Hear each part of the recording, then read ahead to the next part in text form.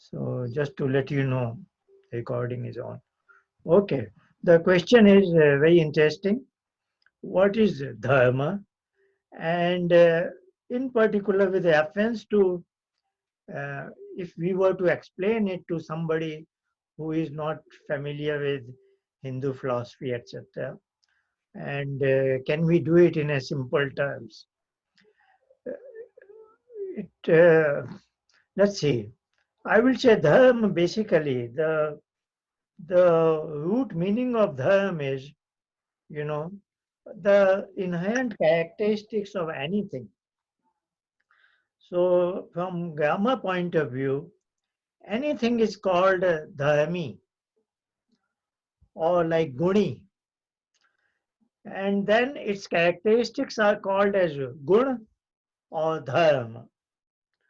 Gun is more like uh, its uh, its properties, and dharma is more like what it is exhibiting.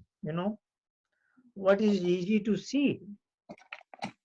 Like just for example, I will say wood has a property that is specific gravity is less than 1. Means density is less than that of water, is it not? That is like its guna, its property.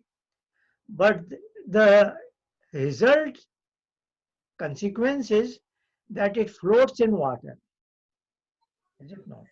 So it's a characteristic that it floats in water is like its dharma, and its density is less than that of water. It's like its guna. So look at dharma and dharmi as a noun and adjectives. A thing is a noun, and all its characteristics are its dharma. So dharmi is the thing, and dharma is all its characteristics. Now that way, all the things in the universe, because there is a maker, so the way he has made, he has allotted characteristics of everything, is it not? The water, the air, the sun, the earth, and even all the conscious beings, a cow, a horse, you know, elephant, every billions of things in the universe, they exhibit their characteristics. And everything has to has to be according to its dharma. Nothing in the universe can deviate from its dharma. Is that okay? Now this is a now in the context of human being, it becomes an interesting question, is it not? So that maker of the universe has many names. We call him Ishwar, Paramatma, so many names. He has one name called Dharmaraj. Dharmaraj because he has the authority. He has the authority to determine dharma of everything in the universe. Now we are also one of species in the universe, like there are billions of other things, is it not? So we have to be very clear in mind that like a cow has Gaudharma, every cow has to follow Gaudharma, is it not? Every horse has to follow Ashwadharma. So let us be very clear in mind.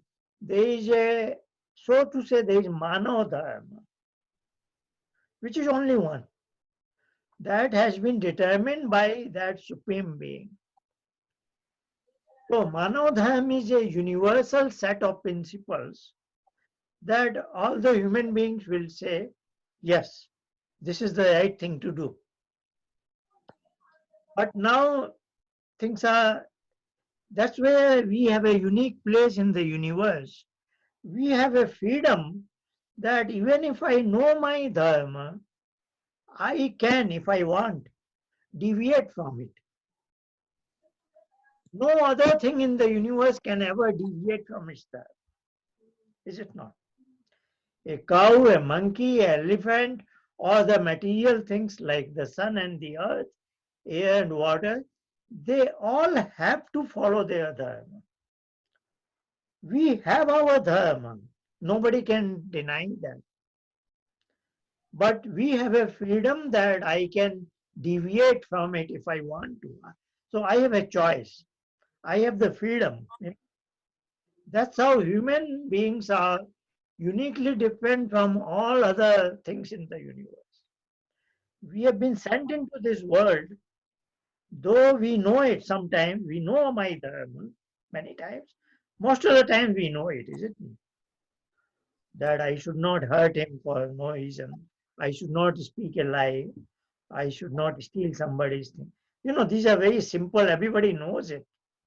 But yet we deviate from it.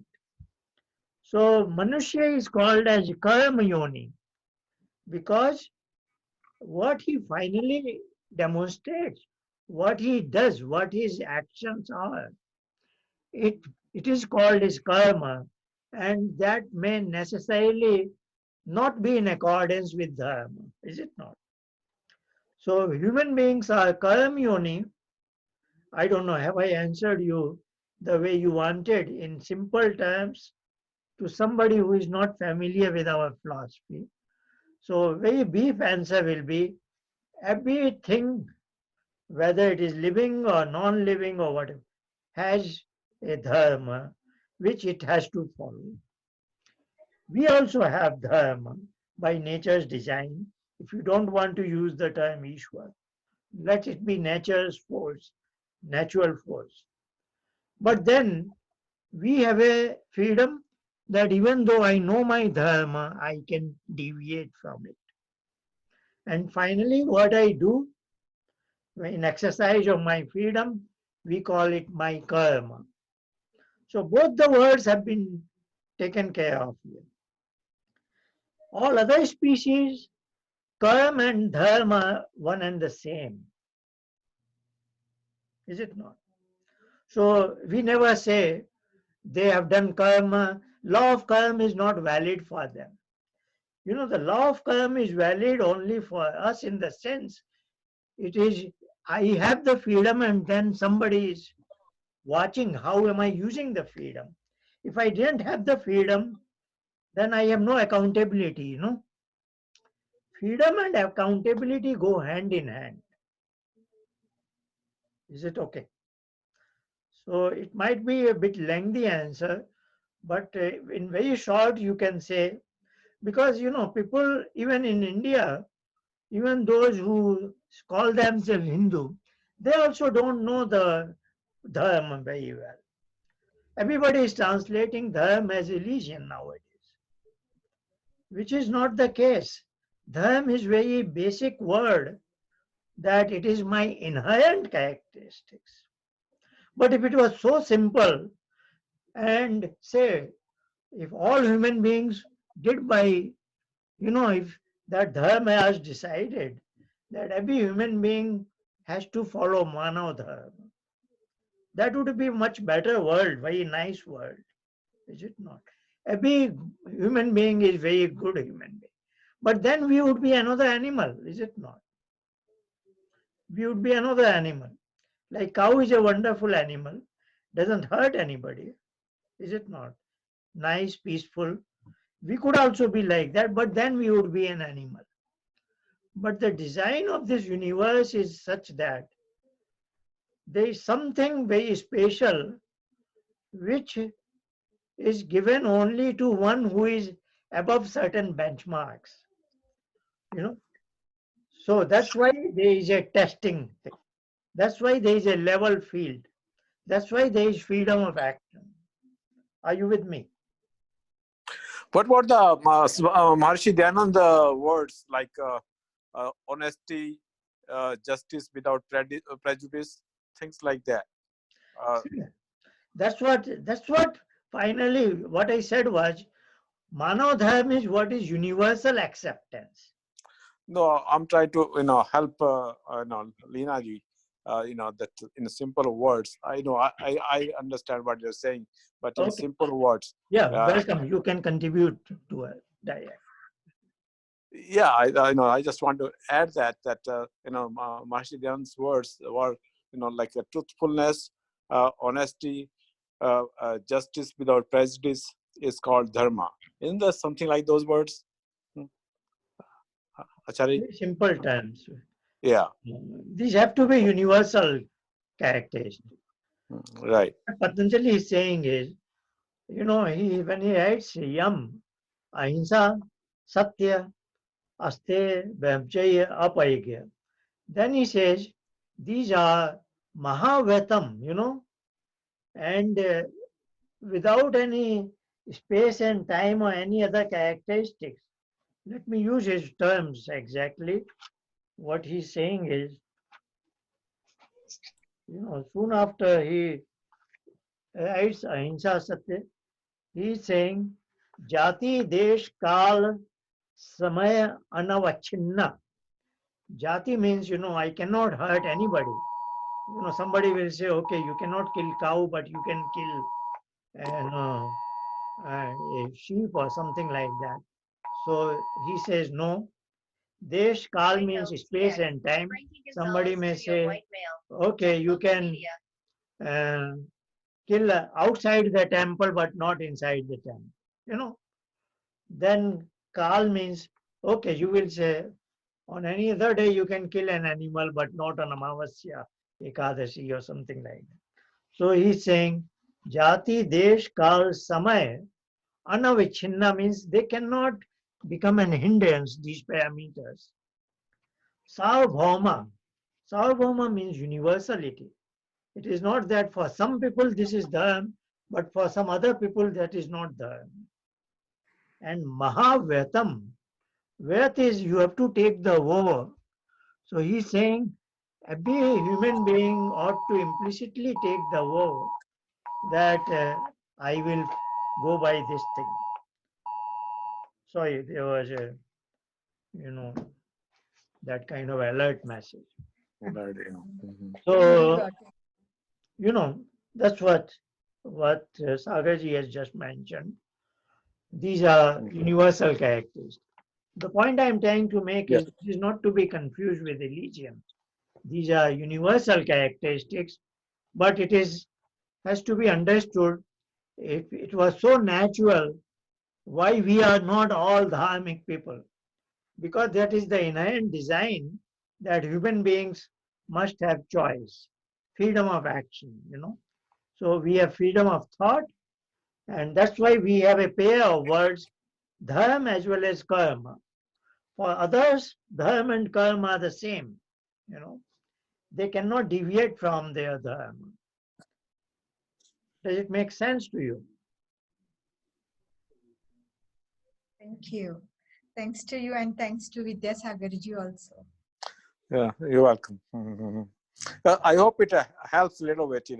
I know what you're trying to understand, which is it's a very difficult question to answer. But in simple words, I say, what is righteous, what is the right thing to do, being honest, being truthful, and kind and helpful. That is dharma basically. You know. Mhm. Sagarji has a lot of experience in, dialogue with non-Indian Mhm. background people. So I am sure he comes across Oh such yes.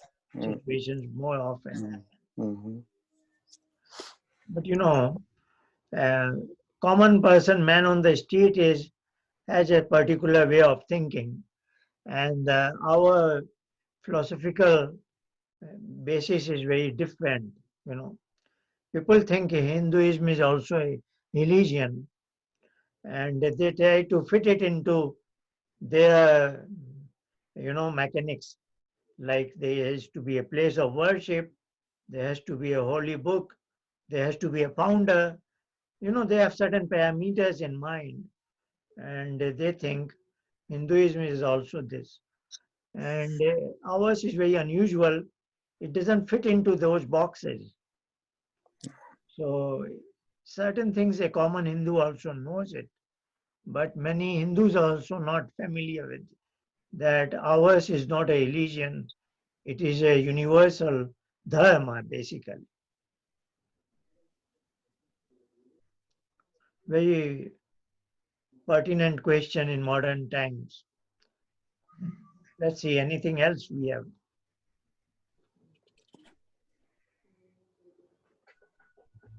Right.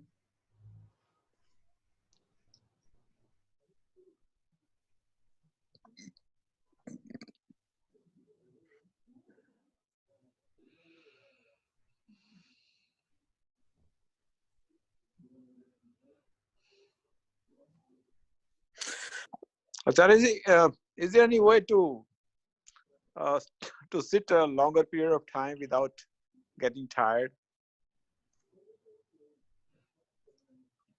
for meditation? Mm.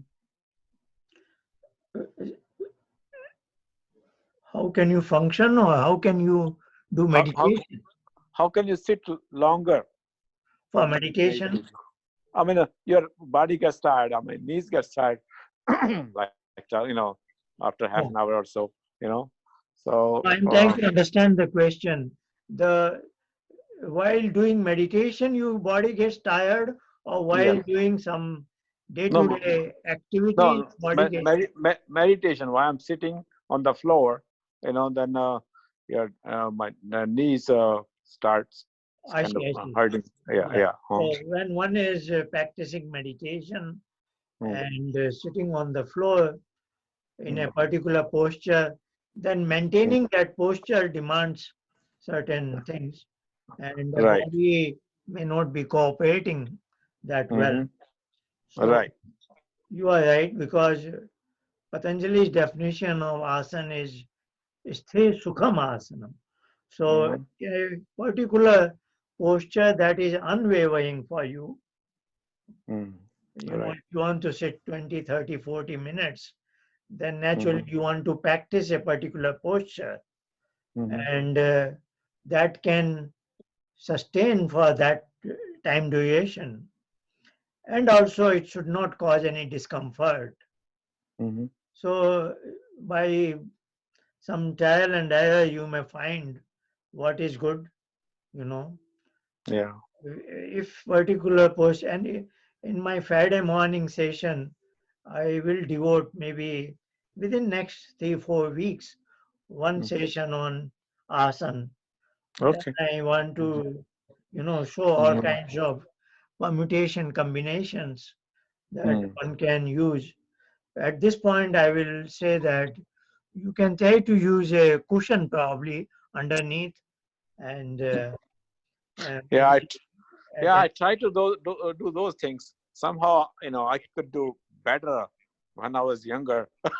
And now it's even getting time of I still can sit half an hour for 40 minutes, but then you have to uh, how is it? How is it sitting on a chair then? yeah, that's what I've been debating, but I still like to do it on the floor, Okay, uh, which is I think more traditional. But okay. Then take the support of the wall. Take oh, a okay, take a okay, cushion in between your yeah, back and the wall. oh, okay. I'll Uh, try that then. And if you have a problem on the knees, your knees can be straight then, and take the Oh, support of the wall. yeah, okay, okay. You know, Oh, okay. the body posture is our means. That is not an end. So Okay.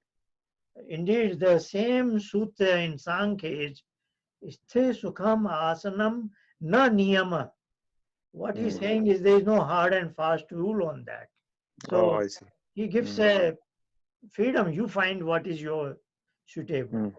But he Okay. just gives you two parameters, that it should be allowing you unwavering. Mm. If the body has to make adjustment, then your meditation gets affected. Yes. Yeah. And Mm. one more thing I have noticed is, uh, if you are going in meditation better, deeper, then there is a inner tendency to adjust your position slightly, Mm. you know. So Mm. I am very flexible and open minded. So if there Mm. is an inner urge for me to do some slight adjustment, not major. Yeah. I do that. I Mm. try to listen to my inner messages, So Sure. I don't like to Mm. be very hard and fast. So my Yeah. baseline is what is called Siddhasana, which Hmm. I've been doing since long. So that has been going Right. well. But sometimes, somehow two bones are, near to each other, and then they are not very comfortable, something like that. Mm. Then I may grab one cushion and use that. Or sometimes Mm. much later phase of meditation, if say Mm. my neck is slightly like this, then I have a slight urge to reorient it slightly. And, Mm. I, Okay. I then accept that message signal and I change it. Mm. So, because my Yeah. feeling is, deep in meditation where, our body has the root, whatever is the root of the body and mind system, there some adjustments are required because we are not perfect. And Mm. then I am very flexible. Indeed, I want to absorb those messages because, Mm. naturally things want, it is nature's design to put me things in better equilibrium, Sure. So at Mm. that level, if there is a message coming, I like Yeah. to Yeah. Yeah. Make it up. implement it. Mm. So I don't want to impose things on All right. myself at that level. To begin Mm. with, yes, I put a posture, but later on, what is happening, I Mm. let it happen. Adjust. Yes. Okay. Yeah. But this, concentrating on one point, you know, you know, I hear two things. I know there are several points, but between the eyebrows or the forehead, uh, is there any difference between the two? No, for me, there is not much different. In my way of explanation, I use them as synonymous. Mm. Okay. But I do try to say, as if, this is your notional location of mind. Yeah. And then I try to say, our objective is to make a mind blank. Mm. So then I use the word, the mind is like a, say, whiteboard or is like a vessel. Now, this is its location, but we are more concerned with its content now. Mm. So we would like, say, to begin with, the content is that simple sound of Om, and Yeah. we want to. So this is just to focus your mind here to begin with, Okay. and then Mm. you are more concerned with the content here. Mm. So then you pick up that Om. Of course, it's mental, but Right. mental recitation, as you will know, probably some thoughts come in and they take you in some other direction. Then you realize, no, I should have been sticking to that sound. You come Mm. back to the reference point. So, this sort of a uh, Mm. ups and downs will take place. But Mm. this is where at one point, it's more like, this topic I may take up next Friday, concentration, Okay. what I'm Mm. calling step number 4. Sure. So Mm. I Mm. I may describe it like, I want, early in the course, we said, be like a mother to your mind, like mother-child relationship. So, Mm. we want this mental recitation of Om, but we have to be Mm. very understanding to our own mind. So when I say mother-child relationship, just imagine you are a mother and your child returns from school. And at that first meeting, as soon as you meet your child, it is impractical to tell your child, stay quiet next 20 minutes, something like that. Because he has a lot to share, what all happened in the school. So Mm-hmm. he wants to say something to his mother, is it not? Mm-hmm. So Yeah. let it come out now. You know, there Mm-hmm. is nothing, no harm. You Mm-hmm. know, your goal is mental recitation of home, but Mm-hmm. this is the opportunity your mind is getting to express itself, you know. Yeah. So be open to it, but in a not in a participative manner, just being a listener in a Mm-hmm. slightly detached manner. Hmm? Mm-hmm. So, and you will see these are the moments when you will get very fantastic ideas, you know. Those moments where, Yeah. you know, some new Mhm. things will come in. Yeah.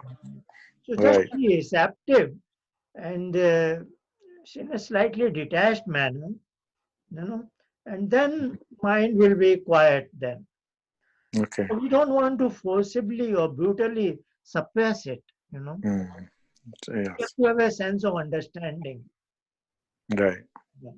And then you will see, okay, now my mind is done with 4 or 5 issues that it was troubled Coming in. with, or it was. These are our own life issues, really. Is it? Sure. So what we are struggling day to day, Mm. but these are our quiet moments, a kind of introspection, when mind, you know, brings them out and presents to you. So sometimes you will see that as if certain solutions to your certain problems will emerge here, you know. Mm-hmm. So some ideas will come. You just make a note of it, maybe in your mind, okay, but let it go over because this is not the time you really want to do thinking, you know. So No, no. yeah, Yes. Mm. so you know, it's a ball game. Mm. Ball game is also interesting word here, in the sense that say you are alone in a room and you drop a ball, it strikes the ground, then jumps and jumps, you know, but its amplitude will be diminishing, and a few minutes later it will be quiet at in some corner, is it not? Mm. So Yeah. think of your mind also like that. When it Okay. comes up with something, okay, you are observing, just like you are observing a ball. You don't hit it Mm. again to Mm. give it further impulse. Now Yeah. the mind will also, that thought will diminish. So, Yeah. you know, it's in 10, 15, 20 minutes, all this may not happen, you know. Yeah. So you will, when you go further into practice, you will realize, you know, you have to do, say, 30 minutes, 40 minutes. And then the cooperation of your body will be very important, you know, Mm-hmm. because Yeah. when you want to sit longer, then that is a big demand. So, Well, you know, it's that's very what I'm trying unusual. to do. Yeah. It's Try very to sit unusual longer. thing.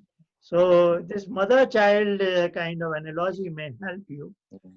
and Okay. let it settle down, and Yeah. then you remind, okay, now you are done with all this. Mm. Now we are sticking to home. So this is more like a location of mind, but it's content-wise. If you take it as a whiteboard, then what is written on the whiteboard is, oh, so you want to kind of fix that. Hmm? Sure. And when that is uh, the only thing, then you have graduated from concentration to meditation. Yeah. And then hopefully there is a next thing, even that disappears. So, Right. you know, that number 6 may happen just for a flick of a second, but that will Mm. also give me, oh, yeah, I saw that flash, you know. That will Mm-hmm. be very confidence building to you Yeah. that I know what is that spot, you know. Mm-hmm. So Right. you will try to, okay, now it is easier to go to that spot, you know. Mm-hmm. What Yeah. would have been, it takes me 30 minutes to go there, but then you will realize, okay, I can go there in 10 minutes because now Mm. your whole system is quite tuned, you know. So Sure. this is a No. difficult exercise, but it's very, very important, you know, Mm. for any individual's overall holistic development. And this Mm. is how you get new ideas, new things. Otherwise, you know, you can read many books, but you are constrained by what the author is saying, you know. Mm. Yes. I think there is a chat here. Let's see. Mhm. Yeah. Yeah, there is a interesting question. Pleasure is considered as pain in disguise. This is Patanjali's very forceful statement where he says avidya is, he says even to teach dukh as sukh is avidya. Mhm. So he is negating the whole concept of joy and pleasure in one stroke. Mhm. That raises a big question. What are we after in this world? Mhm. So this is very well written here. Pleasure is considered as pain in disguise. Can you please comment on this?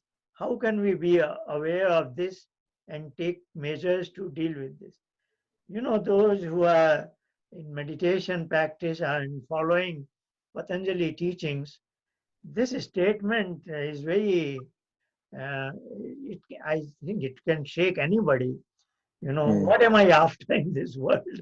Yes. Because common man is after sukh, is it not? Mhm. So I am sure in this group we have discussed those three categories of people and so on and so forth. The average and below average are trying to maximize sukh, is it not? We said above average are doing a kind of ashukla and akrishna karm, which is nishkam karm. Mhm. So otherwise everybody does karm for sukh, is it not? So I will do even dharma. People do follow the tenets of dharma that it will bring sukh, is it not? So, but here Patanjali makes a statement that sukh should not be our driving force.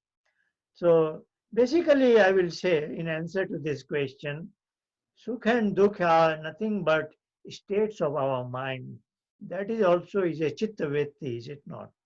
So what he is saying is, if we have discussed it in Patanjali's philosophy, that chitta vritti is basically buddhi vritti, because I have to gain knowledge. That's why we are doing all this discussion. But when this buddhi vritti is originating from klesh, say rag in particular, then I embrace it, then I make it bhog vritti. So buddhi vritti, when it falls upon the purush, the observer, then it is bhog vritti, is it not? And then it has a classification of sukh and dukh. Otherwise, if it is buddhi vritti, I am just learning things, you know, then I am not in the game of sukh and dukh, is it not? So he is trying to tell us to raise our stature so that I use my intellectual faculty for buddhi vritti, but I remain detached from it and not get bogged down with sukh and dukh of life. And it's not that difficult.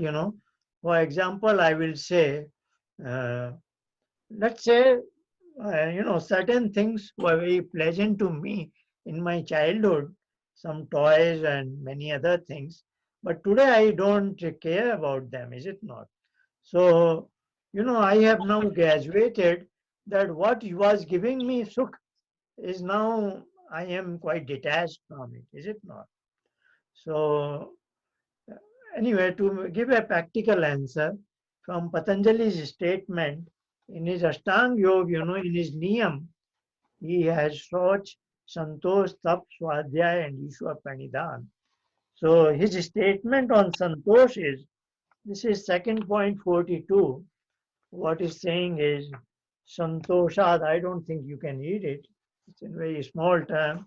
Or maybe I could open out. So, while I am opening that thing, a file, you know, what I am trying to say, the statement is Santoshad Anuttam Sukh Labha.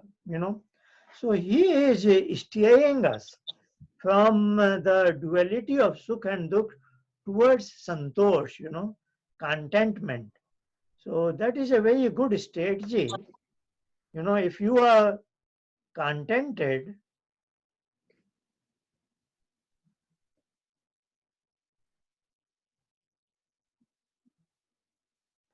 Yeah, I can now open the file and do the share. Because when you see this, that is better, is it not? This is second chapter, 42 statement. Santoshad, there is a sandhi here. Santoshad means out of santosh. Anuttama means there is nothing better than that. Sukha labha. Love is to acquire, and sukha is joy and pleasure, is it not? So he is saying, this is a beautiful statement, if I have become a contented person, if I have trained myself that whatever is my present status, my possessions, my belongings, I am very fine, and if I really become a contented person, then I don't have to get anything more, is it not? Because I am contented, is it not? So he says, training your mind that you become a contented person, then there is nothing better than, there is no other joy or pleasure better than that, is it not? Because you are contented, if you have a small house, but you say it meets my needs, and I don't have a reason to acquire a bigger house, you know, then you are a contented person. Then you are, nothing is lacking in your life, Of course, your basic needs are met. Then only you can be contented, your survival and your basic needs, which most of us, basic needs are met. So when you train like this yourself, then you don't go after new objects of pleasures, then you are master of the things. So, but anyway, this should not be misunderstood, because niyam, it, after Shauch and Santosh, the next is tapas, So, what he's saying is, yes, I should be contented, but it doesn't mean I should not go after progressing, So soon after Santosh, he is saying tapa, whereby, wherever you are, not in materialistic sense, but in spiritual sense, or say, if I want to progress in meditation, then yes, I want to further go ahead, make further progress in this direction, in knowledge and so on and so forth, But as far as materialistic pleasure is concerned, I I try to train myself that I am happy as it is. As it is, I am happy, That's where a common man goes wrong, because he thinks I will be happy if I acquire something which he doesn't have, His whole life, even if he acquires the thing A, then there is thing B, then there is no end to it. So he has to train his mind. There is no end to all the worldly things. If I am, things are in my control reasonably well, let me feel contented. And then things won't be doing that kind of attraction, There is another way to look at it, Uh, let me say, from a common man's perspective, say I work in an office, and I have a manager, or let me make it simple. Say I work in a store, and there is a store owner, So I am his employee, and I work from say 8 to 5 or something like that. At the end of the month, I get a salary, is it not? Now, the business fluctuations, the profit and loss of the store, that affects the store owner, is it not? If business goes down, then he goes in dukh. If business goes up, he goes in sukh, is it not?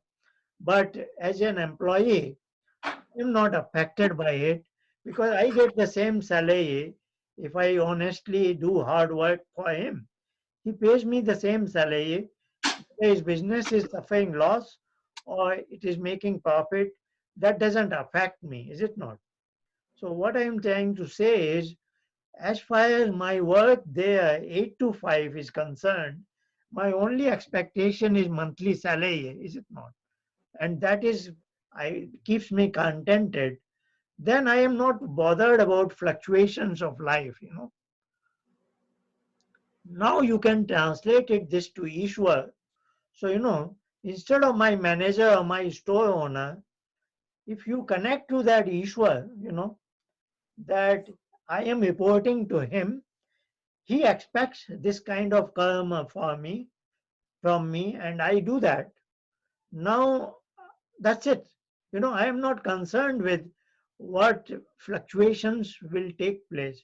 So, what I'm saying, this in Patanjali's terminology, this is called Ishwar Pranidhan, Samarpan towards Ishwar. So, a common man does a karma to with an eye on Sukh, But now we are, as a more mature person, we do a karma and surrender it to Ishwar, that I did it because you expected from me, you know. So I am not concerned with the karma phal, so to say, because sukh and dukh is karma phal, is it not? When you surrender, you your karma becomes ahuti to Ishwar, then you are not concerned, So you just become like a servant. So there are two ways to look at it. Your answer, very good question. One is by way of santosh, and second is, kind of nishkam karm or akam karm, because the karm itself is I have surrendered it to him. He is my manager or he is my owner, so to say. I am his servant. So the monthly salary kind of a fixed thing is enough for me. I don't want more than that.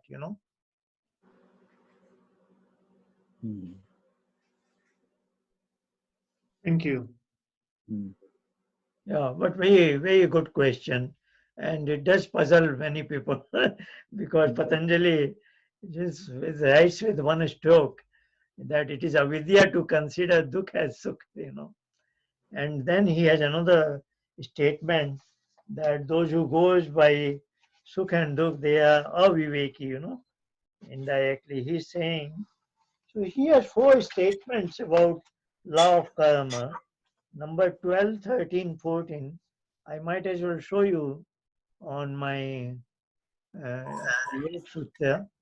Very interesting philosophy of law of karma, you know.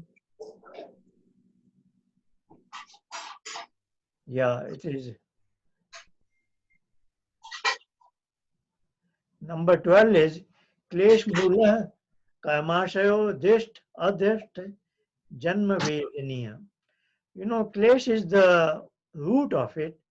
Due to that, because there is Klesh, namely avidya is Klesh, that propels me to do some karma, and karma builds what is called karmashay, and that karmashay gives rise to karma vipak or karma phal, which is to be experienced in the present life or in the future life. Drishta is the present life, adrishta is the next life. So he's saying, because you have klesh, so you will be driven by rag, dvesh, and avidya and such things. So you will do karma with an eye on its phal, and that will build karmasha, and that will result in the phal, sukha, dukh, and things like that, either rewarded in the present life or in the next life. Then he says, Sati Mule. Mool was that klesh. If the klesh is still persisting, then tad vipako, that karmasha will be ripened, and the result will be in threefold. It's a bundle of jati, ayu, and bhog. Jati is like I will be born as a human being or as a cow, as a horse, then certain lifespan and certain quality of life. And then he says, these four statements are wonderful. Now, te means the karm phal. Hilad payitap phala. Hilad is joy. That was your question actually. And payitap is pain. So, this karm phal is in the nature of joy or pain. It is as a phal, as a reward. and they correlate with punya and apunya. So if you have done punya karma, they bring sukh, and if you have done apunya, they bring the dukh, and so on and so forth, because they are the hetutvat. This is the cause and these are the effects. Then now comes this bold statement, parinam tap sanskar dukha. Now, even this sukh is also, he's saying is also, so-called sukh is also actually dukkha, because all this is nothing but guna vetti vyodhach. Guna is, what you have asked previously, sattva, rajas, tamas, guna. So it is all the fluctuations on buddhi. So these are nothing, this is very transient. What we call sukh and dukh is very subjective. For me, something is sukh, but for somebody else, it can be dukh. These are just fluctuations in my mind. So gunavetti vyodhacha. So if sukh is building up, dukh will also come. So it is a game of our mind fluctuation. Now he says, all this is dukha meyo. It's all actually is dukh. Sarvam vivekina. So you say, those who are mature people, those who are viveki, wise people, for them, all this is dukh. So that's what your question was, that he considers that all these are fluctuations of mind, and indeed they are dukh. And this is also coming, now he has proved it, what he stated early in the chapter. So I want to show you. This is avidya, this is 2.5. So what I just now showed was 2.15.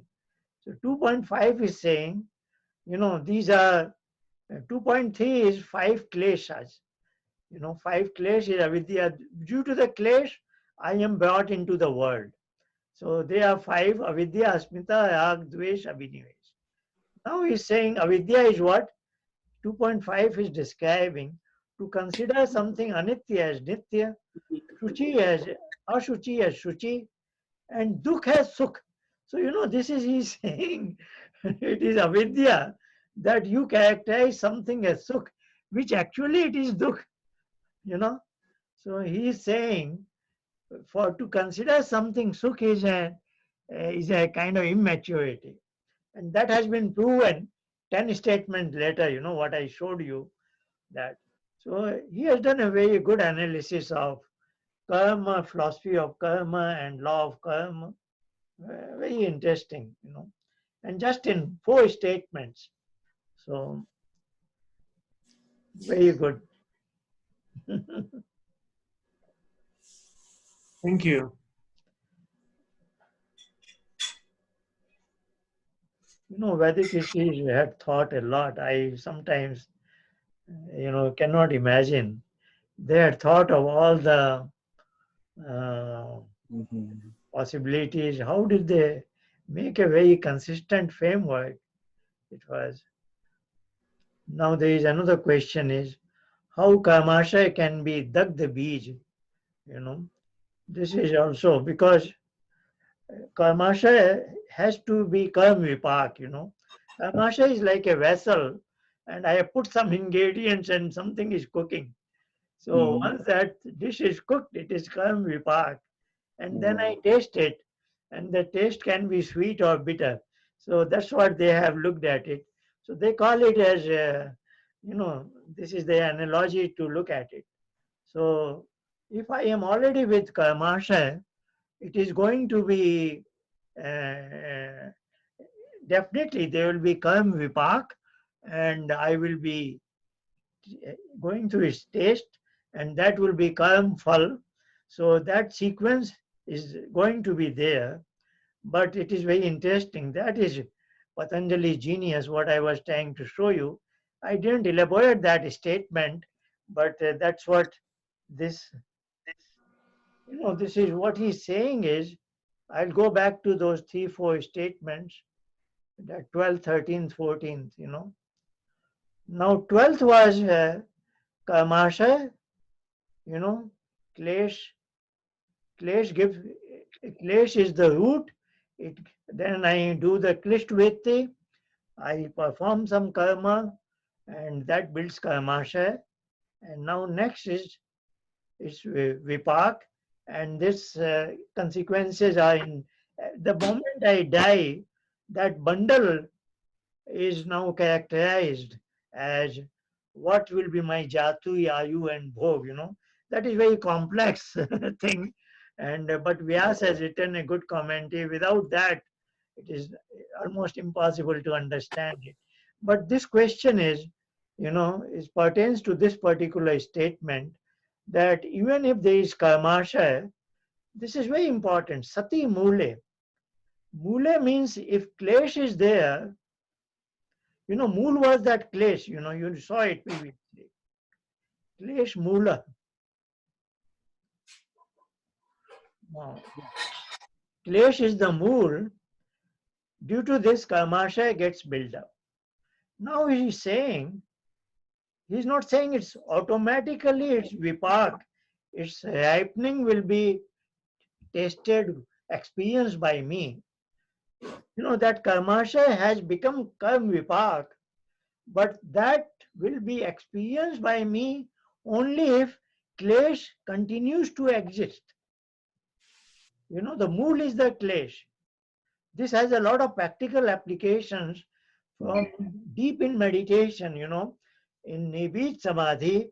When you burn the klesh, now this statement becomes applicable because klesh mool is no more there. So the karmashaya gets non-existent, Now that will not be leading to the rewards of the karma. So once klesh are burnt out, dagd bijvat, then that at that moment, whatever is in the karmashaya, now that is no more effective because sati mule has to be there. Sati mule means klesh is existing. So if klesh is existing, then only its vipak is relevant, otherwise not. So this is what he becomes jivan mukt now. Now he has no vipak, so no next ayu, bhog, etc. And why? Because klesh is no more there. And why klesh was burnt? That is the last statement of the first chapter, is it not? Tasyapi niyodhe sav niyodhani bija. So bij is another word for klesh, because this is an analogy. As if chitta is bhumi and all bija in ahankar, which is the second layer. So the bij, the seed gives right to the plant, and plants grow in the chitta, and then it gives fruit, and then I eat it. So there are different analogies. One was karm and karmashaya. It begins with klesh, then karm, then karmashaya, karm vipak. This is another analogy. The bij, which is the klesh, is like a bij residing in my ahankar, which is underneath the chit and buddhi, and that bij causes popping out things because seeds are there, is it not? So now he's saying that so this is samadhi path, when all this is sanskar, everything is burnt, it is niyodha, then sarv niyodhan, even those sampadyat samadhi, I am not interested in. So even that has been niyodh. Then it is nibid samadhi. Now the klesh bij is burned. Then that statement sati mule will be applicable, that whatever is karmashaya, klesh is burnt but karmashaya is there, but that karmashaya will not give rise to karm vipak because of those two terms, sati mule tad vipako. I hope I have explained it. It's catchy. It's a very catchy thing, but he thought of everything. So this is the way a jivan mukta person, once his place is burned, he doesn't go through any sukh and dukh. He just lives for some time. There is no sukh and dukh for him. I think I think we can take this later. I think there is a Can you please explain these two terms? I I think think you already you terms means explained. Kamasha You and explained. Dagd Beej. Have I Yes, but explained? you explained in the answer. Okay. I think it was a Mm, very, though we are mm, talking about going away from the fruits of karma, but I will say it was a fruitful session. mm, mm. Yes. Yes. I like it if people are, you know, because to ask question you have to think a lot, is it not? If questions arise in your mind, it means Mm, mm, you are wondering about all these things, and they are not easy issues, and there is not enough guidance. People have written a lot of books, but it's not, there is no book which is very 100% good book. So things are very messy you know mm. Thank you very much. I enjoyed it. Thank you. We'll meet Mm. again Friday or Monday. Have a good time. Okay. Thank you. Thank you. Thank you. Good Thank you. night, Namaste. everyone.